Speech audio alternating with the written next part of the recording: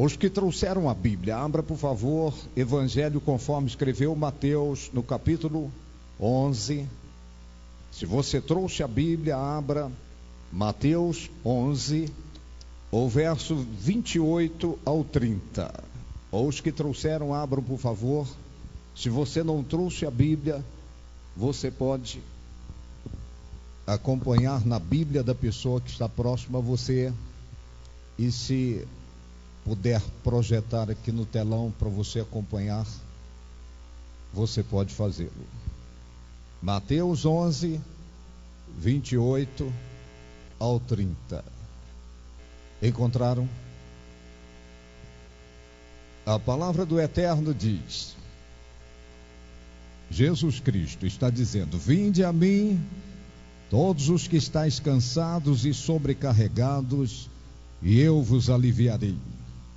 Tomai sobre vós o meu jugo e aprendei de mim, que sou manso e humilde de coração, e achareis descanso para a vossa alma. Porque o meu jugo é suave e o meu fardo é leve. Erga a tua cabeça, olhe para mim e ouça-me cuidadosamente. Eu quero usar como meu tema hoje, cansei. É uma palavra somente, cansei. O fato é que todos nós aqui já experimentamos o cansaço físico. Eu nunca vou me esquecer quando o nosso netinho, o Daniel, 2 anos e meio ou 3 anos, nós saímos para uma caminhada. E num dado momento da caminhada, ele veio, estendeu os bracinhos para mim, ele disse: cansei. E eu tive que pegá-lo nos braços para terminar a caminhada. O fato é que o cansaço físico, ele pode acontecer depois de uma jornada de esforço, uma jornada de trabalho pesado, pode fazer com que a pessoa experimente o cansaço físico. A Bíblia Sagrada menciona: o profeta Elias experimentou esse estresse físico, o cansaço físico, e então ele entrou numa caverna, deitou, dormiu, e de repente veio um anjo, acordou ele. Ele olhou do lado, tinha ali uma botija de água e tinha pão. O anjo disse a ele: come, bebe e dorme. Às vezes, para a gente se refazer de um cansaço físico, de um desgaste físico, nós precisamos comer, beber e dormir. Isso pode ser suficiente para refazer as energias, refazer as forças do organismo, para livrar a pessoa daquele desgaste físico, do cansaço físico. Mas o que eu quero chamar a sua atenção hoje aqui é sobre o cansaço da alma. O que Jesus está mencionando aqui, está fazendo menção, ele está chamando cansado ou sobrecarregado. Não se trata de cansado fisicamente. Está compreendendo o que eu estou falando? Ele está chamando aquele que está cansado na alma.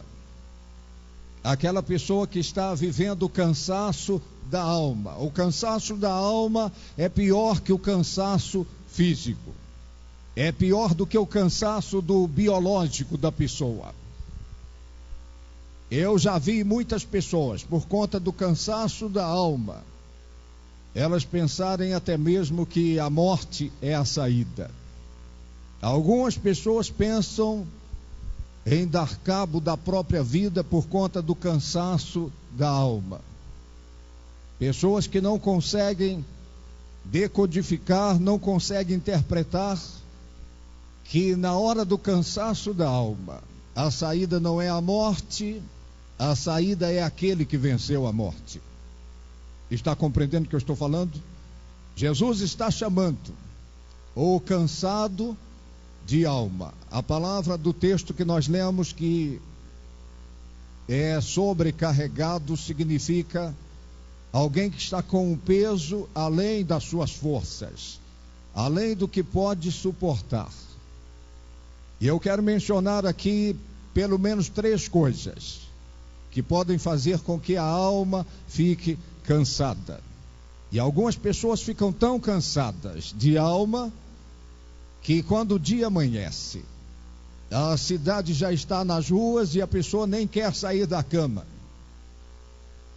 A pessoa pensa que se trata de cansaço físico, mas na maioria das vezes não tem nada a ver com cansaço físico, é cansaço da alma. Está me ouvindo? A cidade já está na rua, as pessoas já estão nas ruas e a pessoa está na cama. Ela não tem nem forças para levantar da cama. O sol já está a pino, a claridade está entrando pela fresta da janela e a pessoa puxa a cortina para continuar escuro. E ela está ali sem forças para se levantar e chega a pensar que se trata de cansaço biológico, cansaço físico. Mas não se trata de cansaço físico, se trata de cansaço da alma. E Jesus está dizendo: vinde a mim os cansados. A primeira coisa que pode fazer com que uma pessoa fique cansada de alma é o sofrimento. Quem aqui nunca experimentou uma situação indesejada? A vida pregou uma peça em você, a casa caiu, você foi surpreendido por uma situação que você não gostaria que acontecesse, os resultados não foram aqueles que você esperava, e de repente, você vê o limite da capacidade humana para solucionar aquele problema, aquela crise, aquela dificuldade. E então o tempo vai passando e não somente o problema perdura, mas ele vai se agravando. E por conta disso, a pessoa acaba vivendo o cansaço da alma, por conta da dor, da necessidade, da aflição, da crise.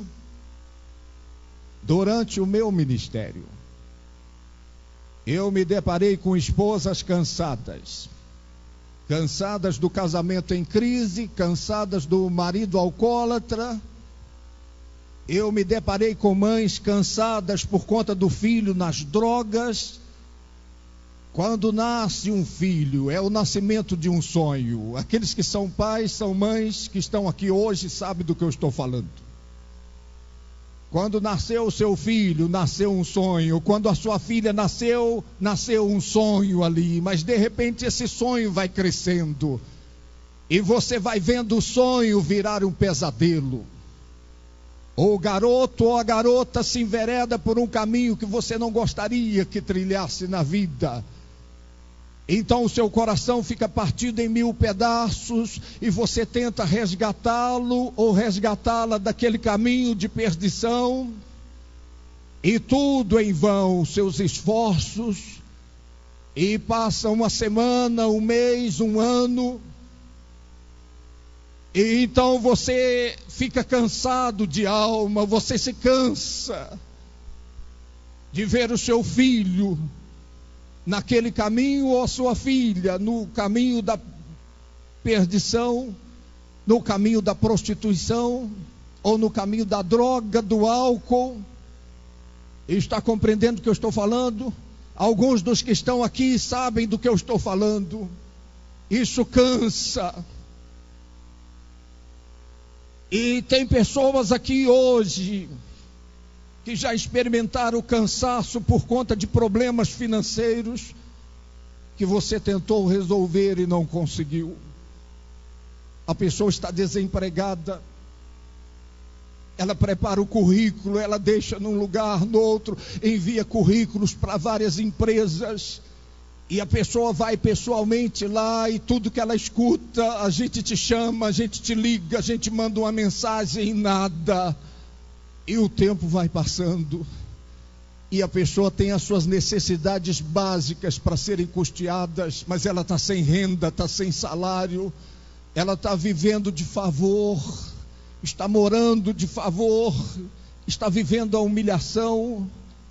Eu nunca vou me esquecer. Um jovem se voltou para mim e ele disse da humilhação de viver o desemprego durante muito tempo.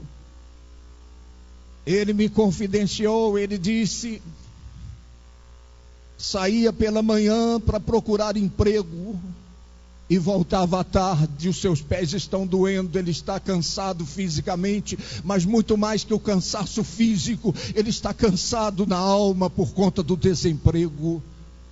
Eu sei do que eu estou falando, o desemprego é um fardo pesado, a pessoa fica sobrecarregada. E ele disse que chegava em casa, os pés estão doendo, ele bateu em tantas portas, ele foi em tantas empresas e nada. E então, ele continuou saindo de manhã de casa, mas ele não tinha mais para onde ir, ele ia para a praça da cidade, a praça central, e ficava ali até da hora de voltar para casa, porque ele não queria ficar em casa ali por conta do constrangimento.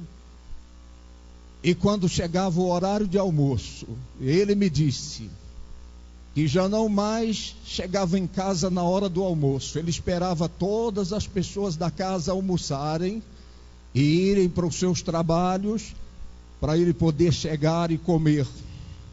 E eu disse, por que você fazia isso? Ele disse, por causa do constrangimento, quando ele ia e colocava comida no prato, ele tinha a sensação que os seus irmãos, as suas irmãs, o seu pai, a sua mãe olhavam para o tanto de comida que ele colocou no prato, como quem dissesse, trabalhar não gosta, mas para comer.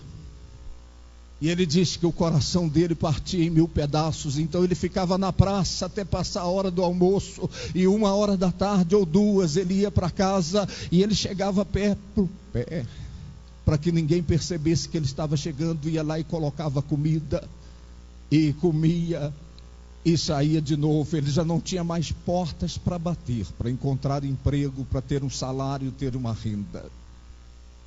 Eu sei, tem gente aqui hoje que sabe o que é o cansaço de ter um incômodo no seu organismo, uma dor, ou uma enfermidade, ou um distúrbio, e você vai de médico em médico, de hospital em hospital, de clínica em clínica, de exame em exame.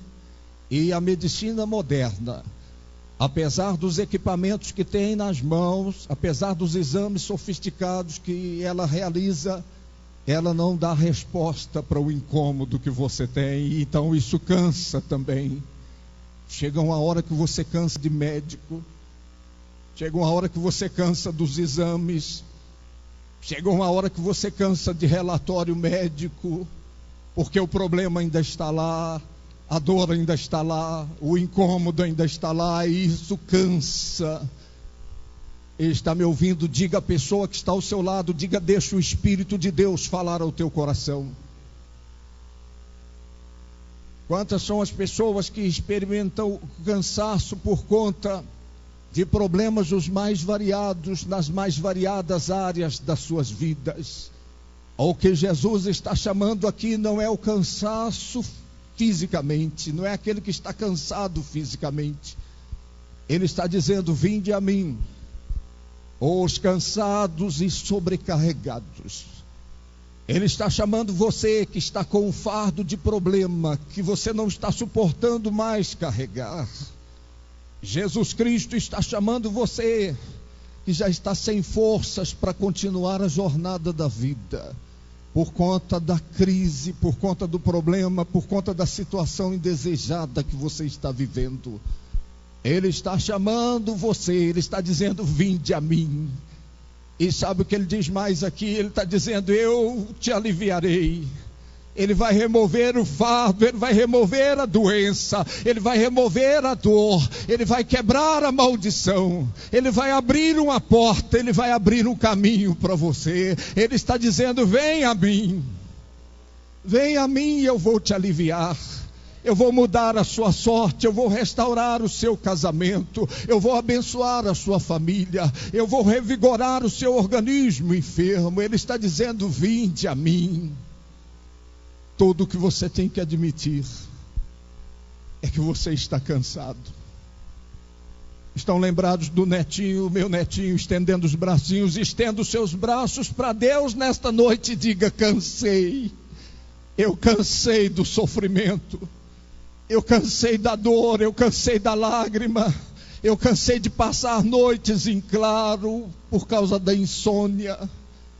Eu cansei de ver o meu marido do jeito que é, ou a minha esposa do jeito que é, ou os meus filhos nos caminhos que eles se encontram. Eu cansei. Admita, diga a ele: cansei. E venha a ele hoje, ele vai aliviar você. Se você crê nisso, diga amém. Agora, o outro tipo de cansado que existe. Se por um lado tem aquele que está cansado do sofrimento, cansado da dor, cansado da crise, do problema, da situação indesejada, há um outro tipo de cansado. Tem aquele que está cansado do pecado. Eu vou dizer a você uma coisa, você que veio aqui hoje: o pecado chega uma hora que cansa. O pecado é um fardo pesado que você carrega. Está me ouvindo? Eu não conheço você, eu não sei o seu nome, eu não sei a sua idade, eu não sei quanto dinheiro você tem. Mas uma coisa eu sei: o pecado chega uma hora que cansa. Você se cansa das noitadas, você se cansa das orgias, você se cansa da droga, você se cansa dos vícios. Chega uma hora que o seu coração fica partido em 1000 pedaços. Não tem ninguém lá com você, mas você coloca a cabeça no travesseiro e a lágrima quente rola na sua face. Sabe por quê? Porque você está cansado do pecado. Você está cansado da vida errada. A vida sem Deus cansa. Chega uma hora que você se cansa dessa podridão, desse charco de lodo. Chega uma hora que você fica cansado. Sabe por que a maioria dos artistas, dos renomados de Hollywood, dos cantores, sabe por que esses, na maioria das vezes, eles morrem ou numa banheira, afogados, drogados ali, porque eles estão buscando alívio para o cansaço do pecado. Apesar da fama, apesar do dinheiro que eles têm, apesar do sucesso, eles não conseguiram decodificar que é cansaço da alma. Eles nunca ouviram de repente Jesus Cristo dizendo: vinde a mim os cansados. Ele está chamando os pecadores nesta noite. Ele está chamando você, jovem. Ele está chamando você, homem, você, mulher, você, rapaz, você, moça. Jesus Cristo está aqui hoje dizendo: venha a mim, você que está cansado do pecado. Você que está cansado da vida errada, você está cansado da mentira, está cansado do roubo, está cansado do engano, você está cansado da droga, você está cansado das cervejas, das farras, você está cansado e Jesus está chamando você. Essa sensação de fraqueza que você tem não é fraqueza física, é fraqueza de alma, porque o pecado é um fardo pesado para você continuar carregando. O pecado é um fardo tão pesado que Jesus Cristo, quando carregou a cruz, no caminho ele caiu. Não necessariamente caiu por causa do peso da cruz, do madeiro, mas por causa do pecado da raça humana que estava sobre ele. Está me ouvindo? O meu pecado estava lá, o seu pecado estava lá. E ele está aqui hoje, está chamando você. Tudo que você tem que fazer é falar: cansei. Eu cansei do pecado. Eu cansei da vida errada, eu quero perdão. Eu quero a salvação, eu quero a paz. Eu quero o meu nome escrito no livro da vida do Cordeiro. Eu estou chamando você em nome de Jesus. Ele está te chamando. Admita que você cansou. Erga sua cabeça, olhe para mim e ouça. Eu digo sempre: a raça humana é pecadora condenada, é pecadora impotente, não consegue se salvar, precisa de um Salvador. Você que está aqui hoje, você é pecador. e você é pecador impotente, você não consegue se salvar. Nenhuma pessoa aqui consegue salvar o outro. Eu não consigo salvar você. Você não consegue me salvar. Está compreendendo? A raça humana é pecadora condenada, porque sobre a raça humana tem uma sentença de condenação. O que aguarda o pecador após a morte é o horror do inferno, é a condenação eterna. Ninguém mais falou no inferno do que Jesus Cristo. Ninguém falou mais no inferno do que Jesus Cristo. Ele diz que lá o fogo nunca apaga e o bicho nunca morre. É um lugar de choro e ranger de dentes. É um lugar de agonia eterna. As pessoas vão clamar por ajuda sem ninguém para ajudar. Você é pecador condenado, é pecador impotente, não consegue se salvar. Você precisa de um Salvador. E Deus é tão bom que providenciou o Salvador. Ele enviou o seu Filho, Jesus Cristo, para morrer na cruz do Calvário. Eu digo a você que está cansado do pecado, Jesus Cristo é o único que pode perdoar os seus pecados. Ele é o único que pode salvar a sua alma, não há outro.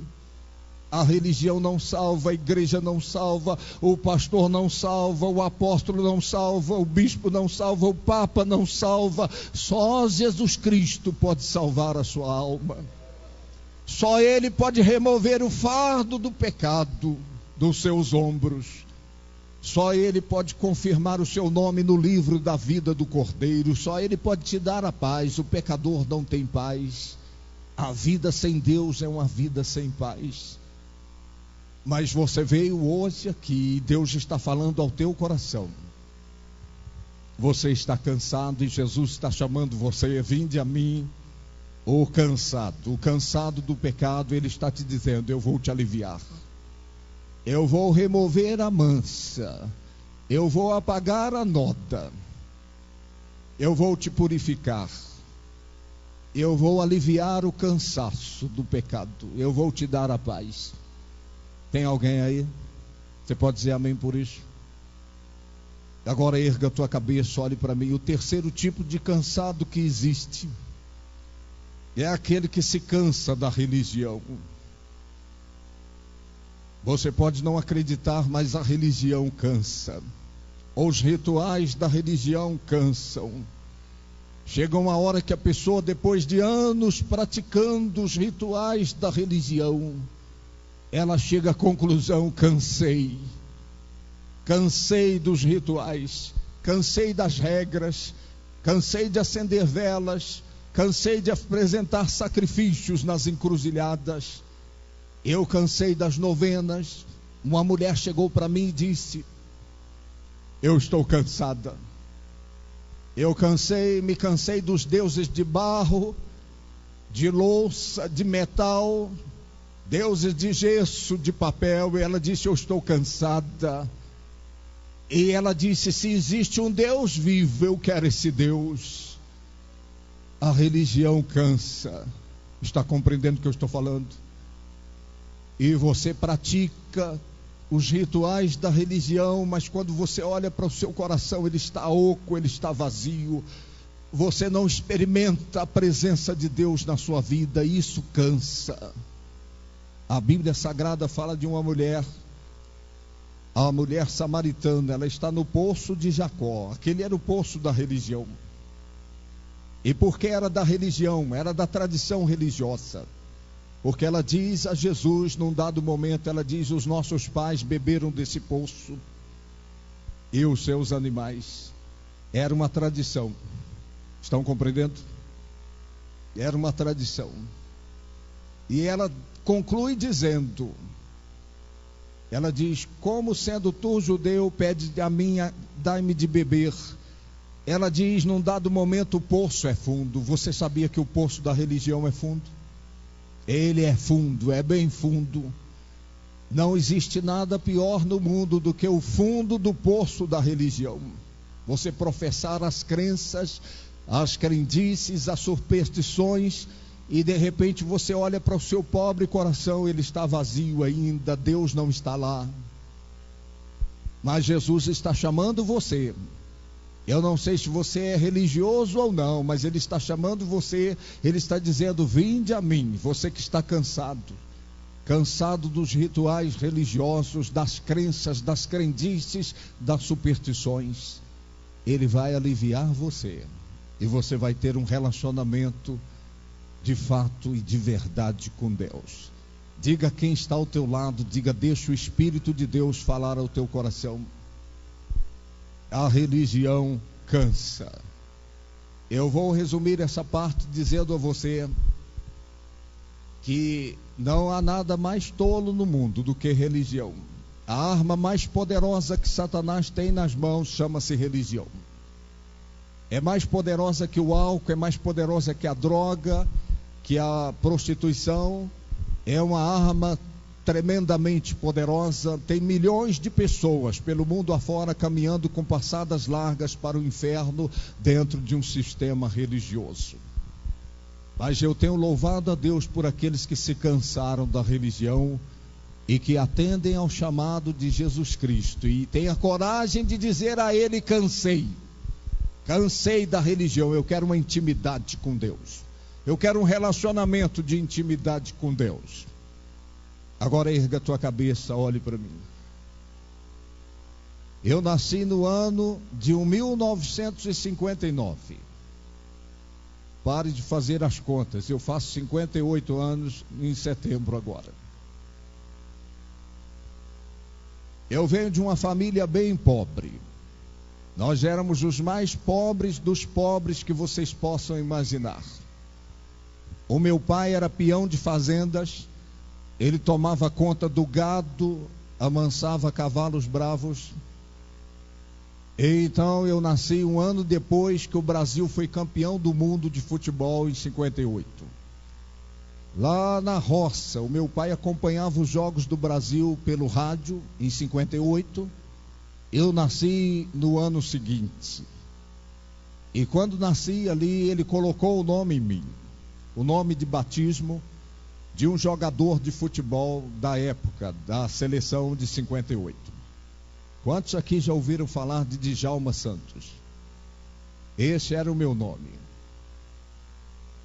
Ele coloca o nome em mim de Djalma. E deixa eu dizer a você, nós não morávamos na sede da fazenda. Morávamos numa casa de pau a pique, retirado da sede da fazenda. Eram os paus assim e barreado com o barro vermelho. Ali não tinha o cimento no piso, era o chão duro, que a minha mãe jogava água para na hora de varrer a poeira não levantar. Não tínhamos muitas mobílias. E o pouco dinheiro que o meu pai ganhava, ele ia para a cidade e gastava com bebida alcoólica e com mulheres. Ele não se importava com a esposa nem com os filhos. Era minha irmã mais velha, o meu irmão e eu, o caçula. O meu pai, por conta do alcoolismo, passou a lidar com a minha mãe, com os filhos, com as crianças, do mesmo modo que ele lidava com os animais da fazenda. Ele era bem duro. Para que você tenha uma ideia, quando um de nós adoecia, ele não tomava nenhuma providência para que a criança fosse clinicada, medicada. A minha mãe, que pegava a criança nos braços, pegava o caminhão do leite e ia para a cidade buscar tratamento. A única coisa que o meu pai fazia era uma superstição religiosa. Ele pegava uma vela e colocava embaixo do travesseiro da criança enferma, na superstição: se morrer, eu fiz a minha parte. Mas ele não se importava. E por conta das brigas, das agressões, a minha mãe tomou uma decisão. Ela pegou as 3 crianças e foi para uma cidade grande. Ela queria fugir da presença do meu pai. Está compreendendo o que eu estou falando? Ela escolheu ir para um lugar que não tivesse nenhum parente, nenhum amigo, nenhum conhecido, que não tivesse ninguém que pudesse dar notícias ao meu pai de onde ela estava. Ela queria fugir da presença dele. Esta mulher de roça, ela chega na cidade grande com 3 crianças. O único lugar que ela conseguiu para a gente morar foi um quartinho de porão. Alguns dos que estão aqui sabem do que eu estou falando. O porão é a parte de baixo de uma casa que tem um assoalho de madeira, e normalmente ali fica algum cômodo que as pessoas usam para guardar coisas. E alguém cedeu para a gente morar aquele cômodo, aquele quartinho de porão. Deixa eu dizer a você, aquele quarto de porão, ou um cômodo só, ali era quarto, era sala e era cozinha para nós. Estão me ouvindo? O único trabalho que a minha mãe conseguiu foi lavar roupas e passar. E não nessa época do tanquinho, da máquina de lavar, mas na época da escova. E ela lavava roupas todos os dias, ela saía, às vezes os seus dedos ficavam na carne viva. E ela voltava à tarde com o dinheirinho para comprar mantimento para nós. Ela tem 3 crianças que dependem dela agora. E então a minha mãe começou a sentir fortes dores abdominais. Ela tomou algum chá, algum medicamento buscando alívio, mas tudo em vão. Mas mesmo sentindo dores, ela ia para a lida. Ela tem 3 crianças que dependem dela. E as dores aumentaram tanto que ela não suportou mais, ela procurou o hospital. E eles internaram a minha mãe. Eu sei dizer a você que naquele dia a mamãe não voltou para casa. Nós somos 3 crianças, nós não fazemos ideia do que está acontecendo. E eu não sei se 2 ou 3 dias, mas a ambulância encostou na porta trazendo a minha mãe desenganada pela medicina. Eles colocaram ela na cama ali no quartinho de porão. Ela já não conseguia andar mais. Ela sentia muitas dores, ela gemia muito. E enquanto a minha mãe estava no hospital, a minha irmã, 7 anos de idade, fazia comida para nós. E agora que a minha mãe está ali, a sombra da morte está sobre ela. Nós não fazemos ideia do que está acontecendo. Nós somos 3 crianças. A minha irmã tentava dar comida para ela, mas tudo em vão. As dores aumentando. Cada dia minha mãe morria um pouco mais.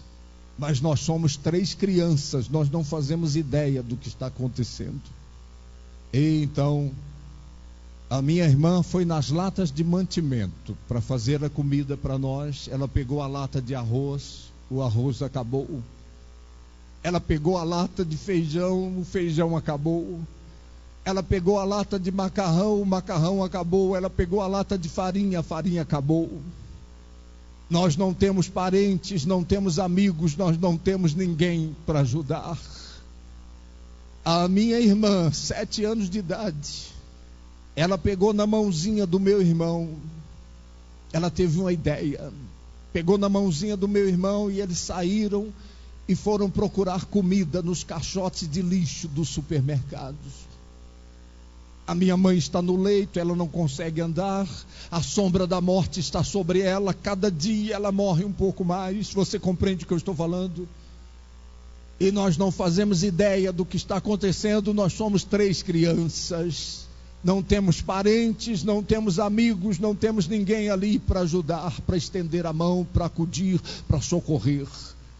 Então a minha irmã pega na mãozinha do meu irmão e sai para as ruas para procurar comida nos caixotes de lixo de supermercados. À tardezinha voltam com as sacolinhas nas mãos.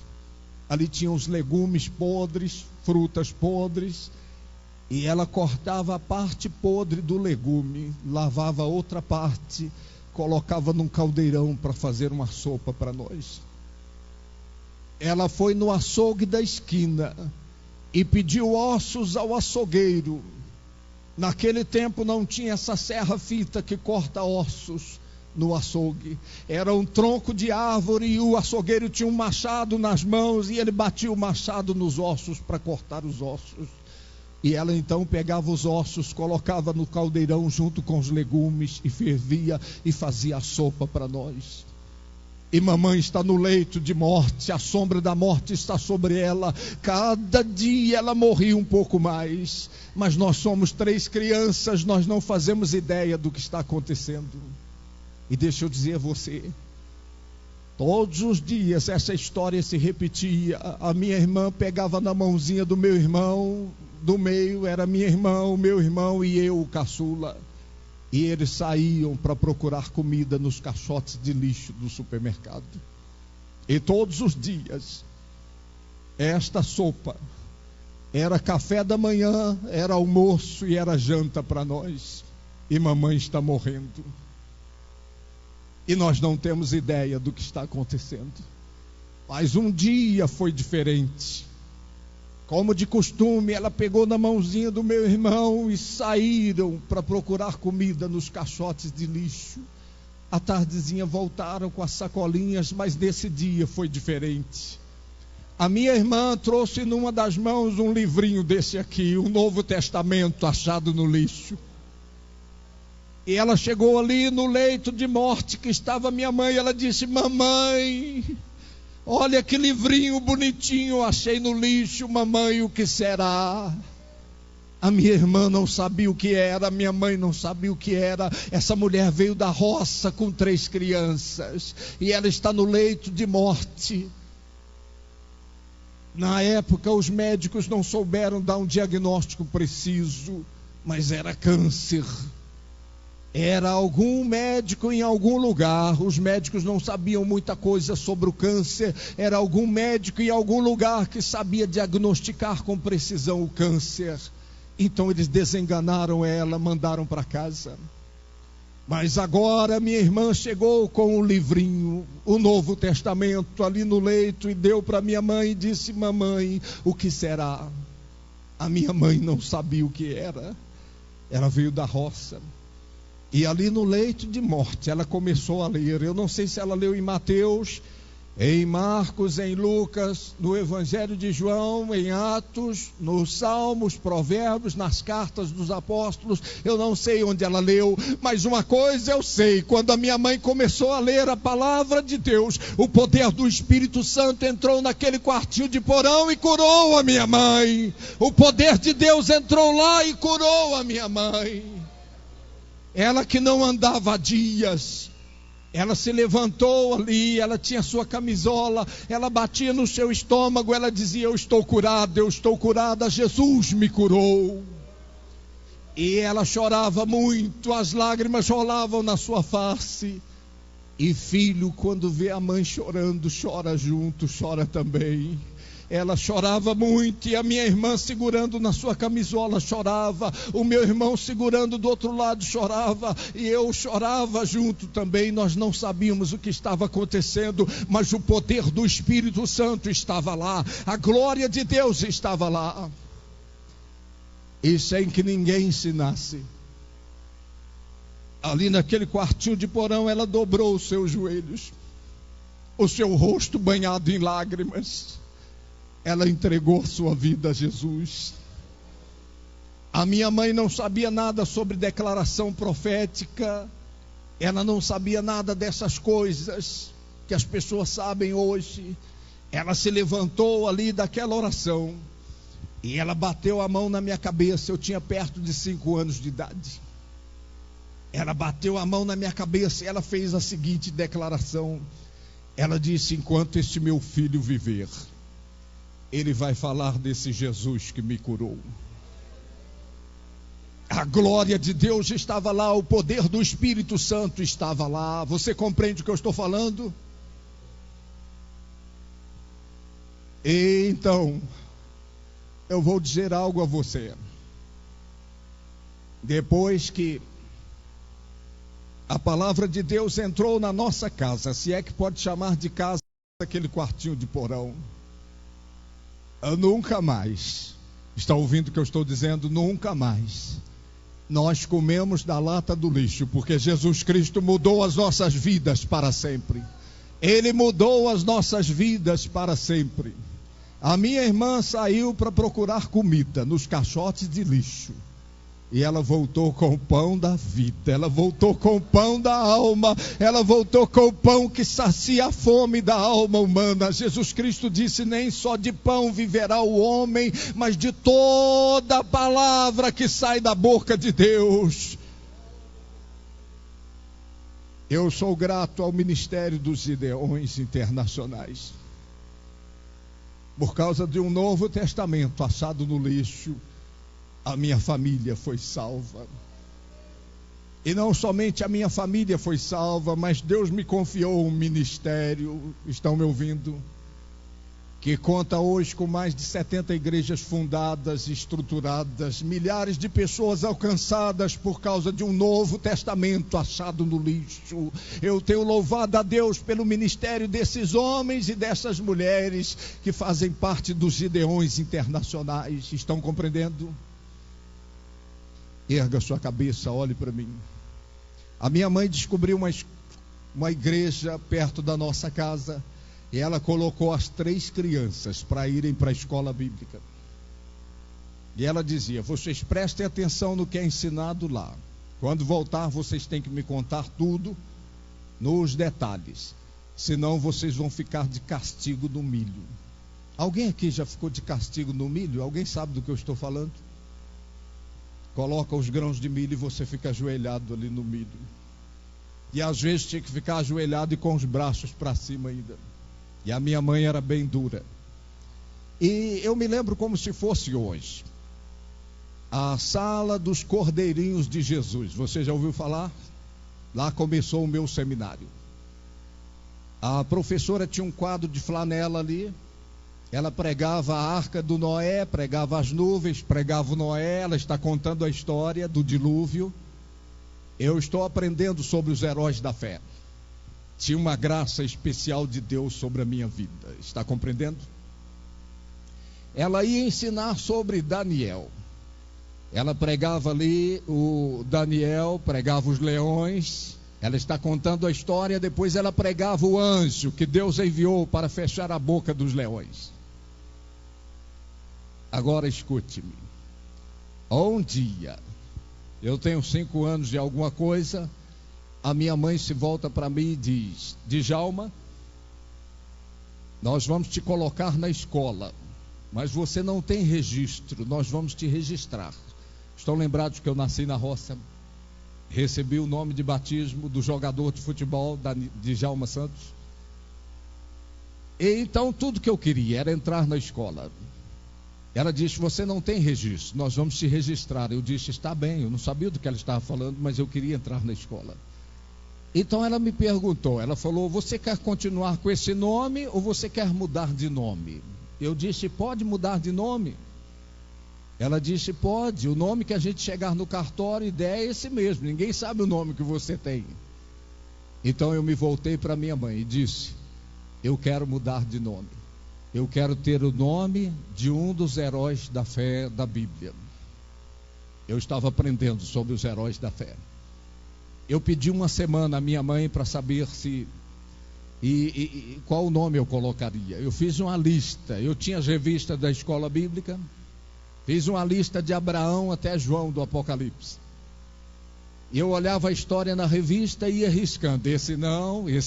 Eu olhava a história e ia riscando. Esse não. Sobraram 2 nomes, Daniel e Elias. Eu estou em dúvidas. E então eu olhava a história de Daniel. Eu via Daniel na cova dos leões, Deus enviando o anjo para fechar a boca dos leões. Eu dizia: eu quero me chamar Daniel. Eu olhava a história de Elias, eu vi Elias perante os profetas de Baal, o fogo caindo do céu e o povo gritando: só o Senhor é Deus. Eu dizia: eu quero me chamar Elias. Eu estou em dúvidas. Eu cheguei para minha irmã e disse: o que você acha, Daniel ou Elias? Ela disse: põe os 2. Eu disse: pode pôr 2 nomes? Ela falou: pode. Não tem aí o cantor Roberto Carlos, o cantor Antônio Marcos? Eu falei: é verdade, são 2 nomes. Aí eu pedi mais 2 dias à minha mãe para saber se eu colocava Daniel Elias ou Elias Daniel. Aí eu cheguei para minha mãe e disse: já escolhi o nome. Ela disse: qual é? Eu disse: Daniel Elias. Deixa eu dizer uma coisa a você. O meu nome foi mudado, mas muito mais que ter o nome mudado, nós tivemos as nossas vidas mudadas para sempre, para sempre, para sempre. Eu vou terminar dizendo a você, eu fui crescendo, e o chamado de Deus para o ministério ardendo em meu coração. Eu sou um jovem, e deixa eu dizer a você, você pode não acreditar, mas eu já fui bonito. E então eu estou preocupado, quem será aquela que será a minha esposa no chamado? Estão lembrados que a minha mãe profetizou sobre a minha vida? Eu estou preocupado.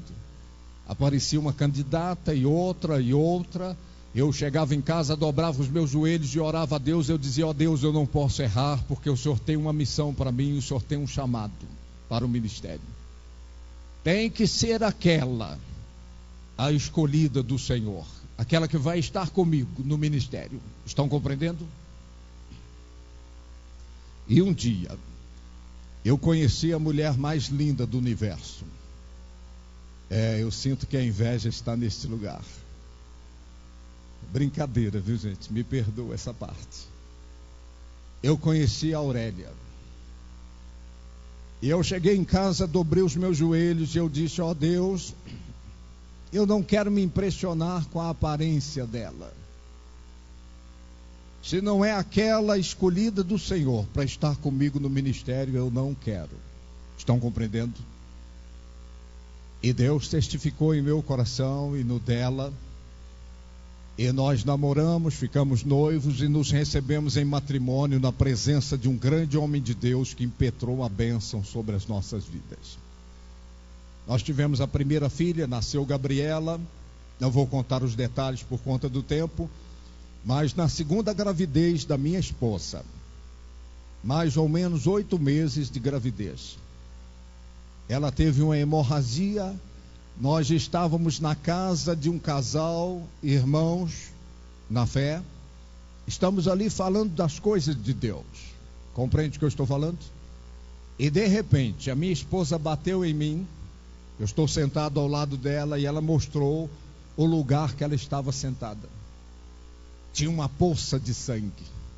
Ela está grávida, nós pegamos ela nos braços, colocamos no automóvel, onde passamos com ela, ficou um risco de sangue no chão, era muito sangue. Chegamos no hospital, ela foi colocada numa maca, as enfermeiras vieram ali com os procedimentos iniciais, tirando o sangue coagulado de entre as pernas dela. E estão ligando para o médico dela. E o médico demorou a chegar. E quando o médico chegou, que tomou o pé da situação, ele mobilizou toda a equipe cirúrgica do hospital e foi uma correria ali. Eu estou bem tranquilo. Eu sou um pregador da palavra de Deus, eu tenho visto o mesmo poder que entrou no quartinho de porão tocar as pessoas nas minhas reuniões. Eu tenho visto os enfermos serem curados, os cativos serem libertos. Eu tenho visto os milagres de Deus. Então eu estou ali no hospital, ao lado dela, eu estou bem tranquilo. Eu estou pensando, isso é coisa de mulher grávida. Eles entraram para dentro da sala de cirurgia, a gente não cronometra o tempo nessa hora. Mas passou muito tempo. Eu estava no corredor do hospital, tinham mais pessoas ali esperando outras coisas. Quando de repente a porta da sala de cirurgias, do corredor da cirurgia abriu, o doutor saiu, alguma enfermeira saiu com ele. E ele perguntou no corredor, ele falou, quem é que está com ela? Eu me levantei e disse, sou eu, doutor. Então ele olhou nos meus olhos e disse mais ou menos estas palavras. Ele disse, a sua esposa se foi. Nós tentamos salvá-la, mas ela não resistiu. Ele disse, me desculpe a franqueza, eu sou direto e objetivo, eu não faço rodeios, a sua esposa não resistiu. E ele disse mais, não espere muita coisa em relação à criança, nós vamos tentar salvar a criança. Eu estava ali no corredor do hospital esperando o médico sair e dizer que nasceu, que está tudo bem, e de repente essa bomba foi como se jogasse um balde de água fria na minha cabeça. Eu fiquei chocado, eu não tinha lágrimas para chorar. Eu não sei se você já recebeu uma notícia ruim, de repente você não tem lágrima para chorar. Eu estava chocado. O doutor voltou para a sala de cirurgia novamente. Eu escorei na parede do corredor do hospital. Eu fui agachando, fiquei de cócoras, cabisbaixo ali. E naquela hora minha vida passou como um filme. Eu me lembrei do quartinho de porão. Eu me lembrei quando o poder do Espírito Santo entrou lá e tocou a minha mãe e ela foi curada. Eu me lembrei quando eu dobrei os meus joelhos e eu pedi a Deus uma esposa e Ele me deu a Aurélia. Eu me lembrei das minhas reuniões quando o poder de Deus fluía e tocava as vidas das pessoas e os milagres acontecendo. Agora eu estou ali no corredor do hospital, eu estou chocado. Eu não tenho lágrimas para chorar. O doutor esteve aqui, eu disse a Deus, eu falei, Deus, o doutor acabou de sair. Ele me disse que aquela que o Senhor me deu como esposa está lá dentro, está morta. Eu disse a Deus, eu falei, como é que vai ser agora? Eu tenho Gabriela, é uma menina, é uma criança ainda. E essa outra criança, como é que vai ser isso sem a mãe?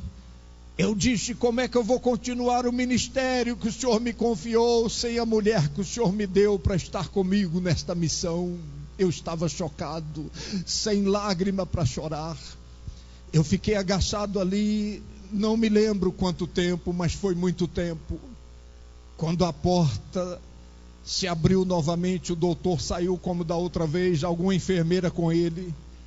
Eu fui me levantando devagar, as minhas pernas estão doendo, eu fiquei agachado muito tempo. E eu olhei nos olhos do doutor. Ele colocou um sorriso na face. E ele disse, ela voltou, a sua esposa voltou, ela voltou. E eu que não tinha chorado até então, as lágrimas começaram a rolar na minha face. Ali no corredor do hospital eu estendi as mãos para os céus. Eu disse, ó Deus, onde o Senhor me mandar ir pregar, eu irei, porque só o Senhor é Deus. Erga a tua cabeça, olhe para mim. Ela recebeu alta no outro dia. Tanto é que eles deram ela como morta. O doutor só saiu lá para me dar a notícia que ela havia morrido, depois de esgotados todos os procedimentos da medicina para mantê-la viva. Ele não teria ido lá dizer que ela morreu se ainda tivesse possibilidade. E no outro dia ela recebeu alta. Quando nós chegamos em casa, eu fui ajudar a trocar o curativo da cirurgia. Eles não haviam dado ponto. Eles alinhavaram como um saco de linho, assim, ajuntaram o couro e costuraram, como quem diz, está morta mesmo. Durante muito tempo, a minha esposa respirava e o tórax dela doía por conta das tentativas, das massagens cardíacas para mantê-la viva, e tudo em vão. Então o doutor saiu lá fora e disse, ela se foi. Mas o mesmo poder que entrou no quartinho de porão e curou a minha mãe, entrou naquela sala de cirurgias e trouxe a minha esposa de volta à vida. Ela está aqui, fica em pé aí, por favor. Ela está aqui como um atestado da glória de Deus e do poder de Deus. É disso que eu estou falando, igreja. Jesus Cristo está dizendo, vem a mim que eu vou aliviar você. Ele vai mudar a sua vida. Ele vai mudar a qualidade da sua vida, Ele vai salvar a sua alma, Ele vai colocar significado na sua existência, Ele vai pôr mais vida na sua vida. Curve a sua cabeça, feche os olhos, por favor. Ele está aqui hoje. E você é sincero, você diz, eu ouvi Deus falando comigo hoje.